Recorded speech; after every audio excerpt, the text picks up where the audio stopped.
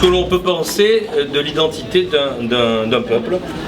Qu'est-ce qu'on peut penser de l'identité d'un continent lointain qu'on ne connaît pas, si ce n'est l'accoutrement, si ce n'est la tenue, et si ce n'est, disons-le, les chapeaux, les couvre-chefs, la manière dont finalement les gens eux-mêmes, la forme des gens, se découpent dans l'espace.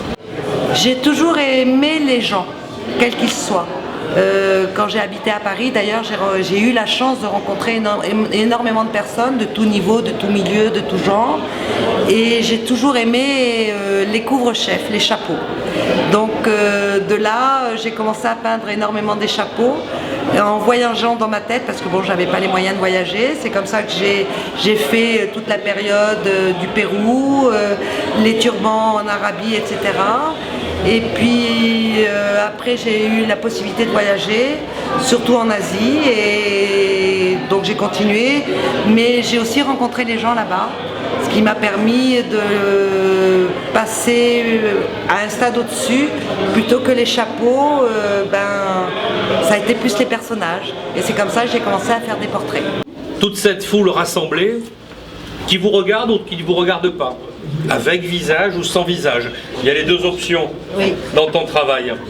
Eh bien, quand il n'y a pas de visage, vous devez l'imaginer. Et quand il y a un visage, eh bien, vous devez le récupérer. Vous devez le conserver, parce que c'est finalement celui un peu de l'éternité. Il y a aussi bien des personnes que j'ai rencontrées où le visage était toute la douceur, comme ma chiqueuse, qui était une personne, on sentait d'une douceur extrême, qui était entourée de toute sa famille, qui était extraordinaire. Il y a aussi les cueilleuses de thé là, qui sont à côté de nous. Celles-ci, entre autres, qui ont été très sympas, qui nous ont montré comment cueillir le thé, etc. Et puis l'autre à côté, qui elle n'avait pas du tout aimé que je la prenne en photo. Et donc c'est l'expression des personnes que j'ai rencontrées, de la façon dont elles m'ont abordée ou que je les ai abordées.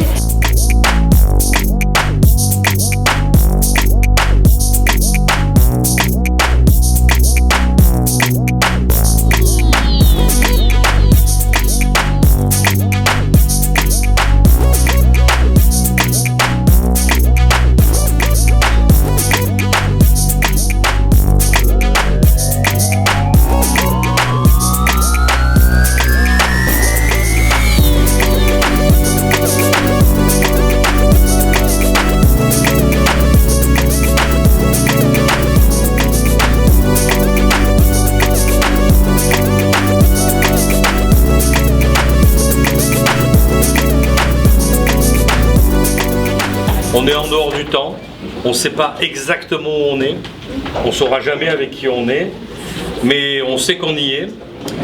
Et si Véronique a voulu appeler cette exposition « Parfum du monde », eh bien c'est un peu parce que comme le parfum, celui que vous portez, celui que vous aimez, celui que vos parents portaient, celui que la personne que vous avez aimé apporter, reste indélébile de l'identité de quelque chose que vous avez aimé. Et ce sont deux choses qui se confondent.